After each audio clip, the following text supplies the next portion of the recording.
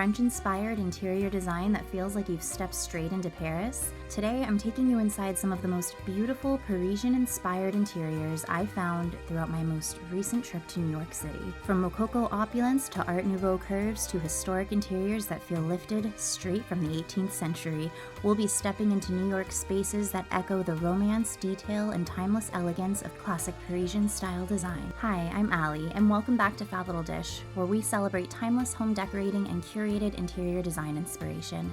Travel has always shaped my personal style, and on this trip I discovered just how much historic French design is tucked away in the heart of New York City. And remember, if something in this video speaks to you, please give it a big thumbs up. Now let's jump right in. We're starting in Midtown, where Parisian elegance meets luxury retail. The exterior facade of Louis Vuitton brings me right back to the Louis flagship store on the Champs-Élysées in Paris. Which version of the Louis trunk storefront do you prefer more? I'll let you guess mine. Right next door is Bergdorf Goodman, and I had to step inside the home department, which also transported me to Galerie Lafayette in Paris. The items here were a mix of modern and vintage decor, all of which were spectacular. The historic Plaza Hotel on Fifth Avenue is heavily influenced by French Renaissance and Beaux Arts architecture. Its design, featuring a chateau-style building with opulent interiors, draws inspiration from French architectural styles. The moment you walk into the plaza, you're met with pure Beaux Arts elegance. Soaring ceilings, marble floors, gilded trim, and crystal chandeliers, creating a space that exudes opulence, elegance, and a touch of Parisian charm.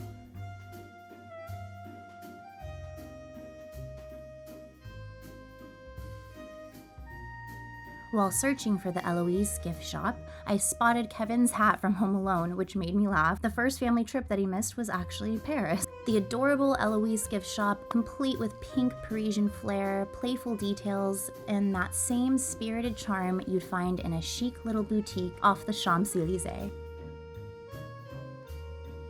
In Greenwich Village, we find New York's very own mini Arc de Triomphe. Modeled after the Paris original, this neoclassical structure adds French drama to the city's skyline. Although it can't compare to the original in size, it absolutely brings a touch of beauty and history to this little nook in the city. By the way, don't miss out on this fab little photo spot where you can see the Empire State Building right in the middle of the arch. Talk about bringing Paris and New York right together. And in Soho, there is a little Paris which is petite but charming, and worth briefly mentioning. And of course we must get some macarons in this little Parisian video. Ladurée always gives that soft, romantic Parisian feel, with its signature pastels, ornate displays, and elegant patisserie style. But after visiting the Champs-Élysées location in Paris, it's hard not to compare. The New York shop is sweet and gives you a taste of Paris, but it's not the real deal.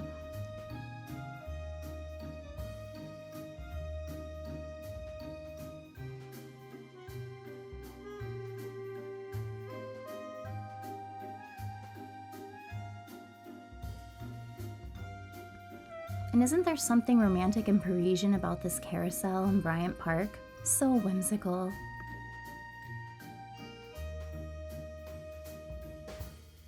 That is right around the corner from our next stop, which is Angelina. Now, this stop truly delivered.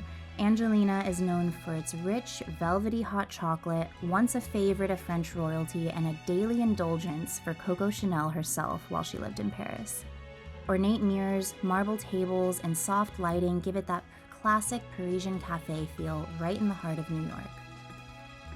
There's even a French reading room and bookstore tucked into the city worth mentioning, Albertine Books. The only bookshop in New York devoted solely to books in French. They also only speak French here, so you really feel like you're in Paris. With its whimsical mural upstairs and cafe-like feel, it does give you all of those Parisian vibes. While walking to Met, I passed a little sidewalk market. For a second, it truly felt like I was walking along the Seine in Paris. Now for the crown jewel, the Met's period rooms. This place is packed with design inspiration pulled straight from 17th and 18th century and beyond, and it's part of the museum that always takes my breath away.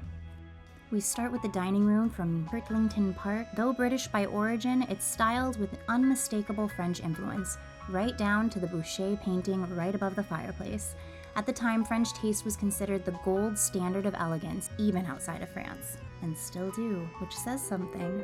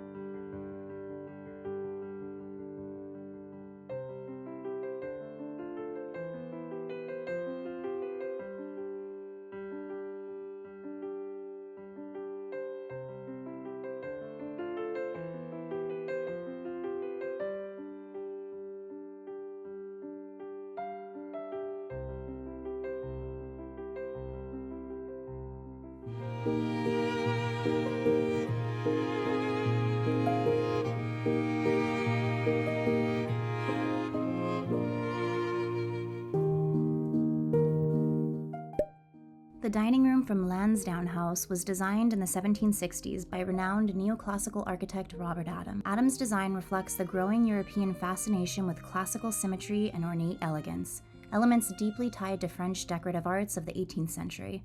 The room's gilded accents and harmonious proportions echo French influence in British aristocratic interiors.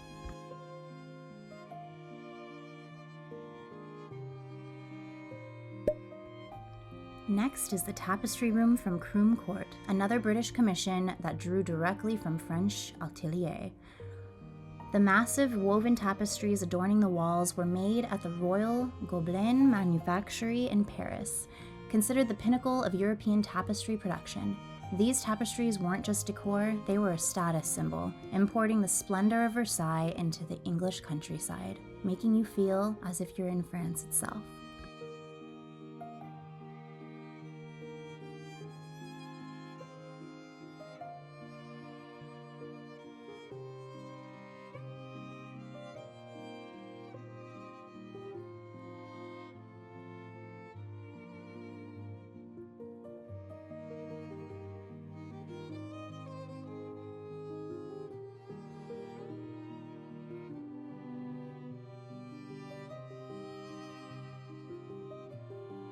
These paneled walls were pulled from a historic residence, and they're some of the best surviving examples of French neoclassical interior design. Everything here feels elegant but controlled. Soft ivory walls with low relief carvings, gilded accents, and a balanced, symmetrical layout that was the hallmark of Parisian taste right before the French Revolution. Now this is Parisian opulence. This room is made from the original boiserie of the Hôtel de Varangeville in Paris.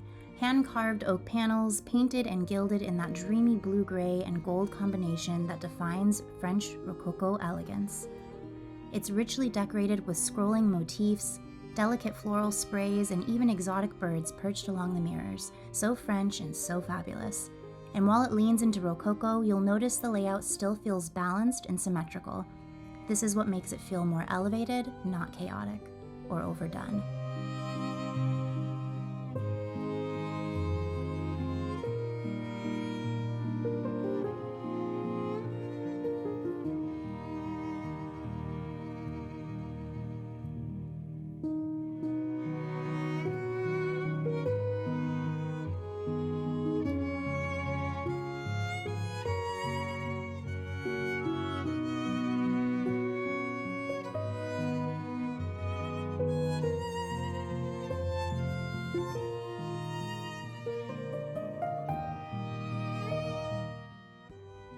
This room is French-inspired luxury on full display. Even though it came originally from a palace in Vienna, it screams French inspiration. The paneling, gilded moldings, and pale blue-green color palette channel late Rococo elegance. That soft turquoise shade paired with gold is such a hallmark of refined 18th century French interiors, and it makes the room feel both airy and elevated. And while the room is technically Austrian, the influence of French design is unmistakable. The decor language of Louis XV style was so beloved it echoed all across Europe.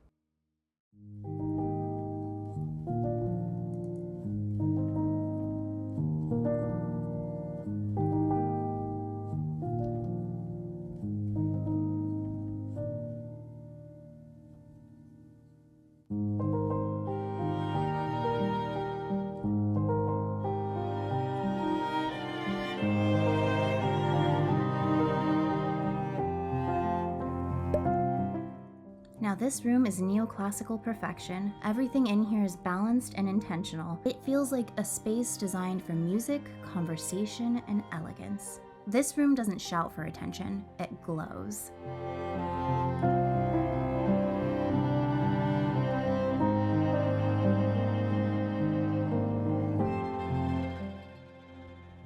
This is a pristine example of neoclassical French interior design, with every detail carefully balanced to feel both elegant and restrained.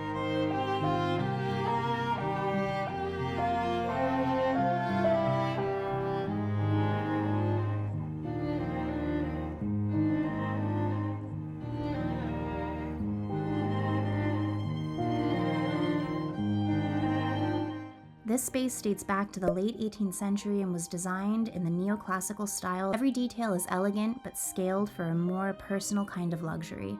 This room didn't serve to impress as some other Parisian spaces we've been looking at. It's warmer, more livable, and infused with provincial charm.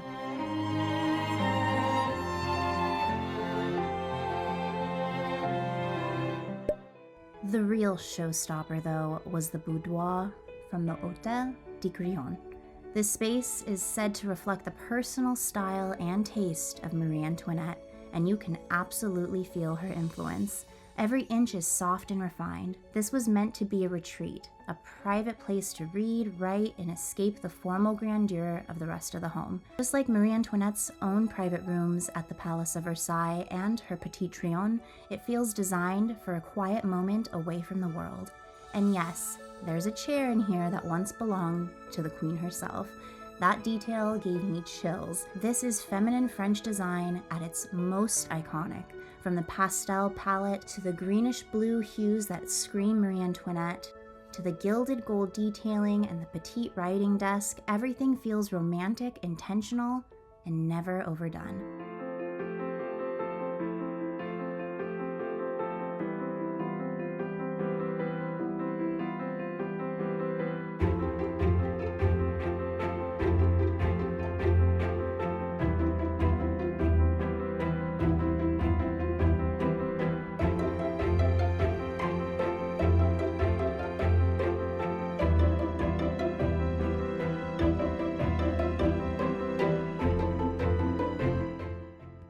Throughout the museum, we also see gorgeous displays of Sèvres porcelain, exquisite Louis XV and Louis XVI furniture, and intimate room installations meant to highlight the craftsmanship of French period decor.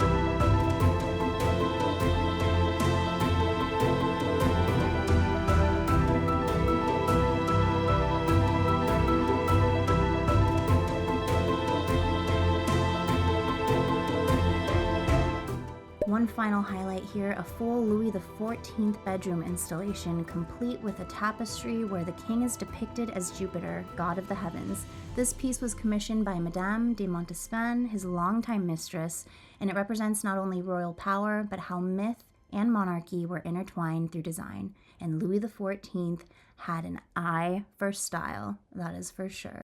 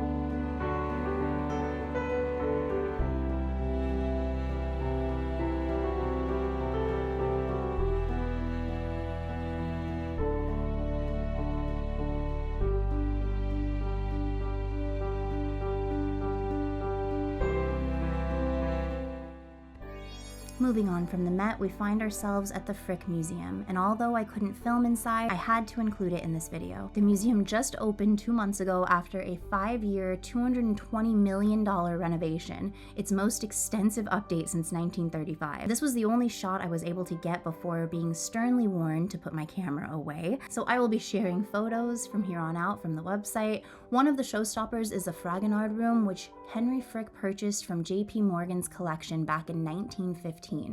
Another favorite of mine and everyone's is Mrs. Frick's Boucher paneled boudoir, which was moved back to its original location on the 2nd floor. This room was recreated to look just as Mrs. Frick left it, dressed with Sèvres porcelain and simmering in Rococo splendor. This statue in Central Park honors Richard Morris Hunt. Hunt's work helped embed Parisian influence deep into the fabric of New York City. Our last stop is the Neue Galerie, best known for Gustav Klimt's golden portraits and moody Viennese glamour. I didn't realize that filming wasn't allowed in here until the end of my visit, but I captured just enough to give you a feel for this space's quiet magic. And that wraps up our Parisian design tour through New York City. Which space felt the most like a little escape to France to you? Please let me know in the comments below. I always love hearing your thoughts. I hope you enjoyed this little taste of Paris with me today. Until next week, my friends, au revoir.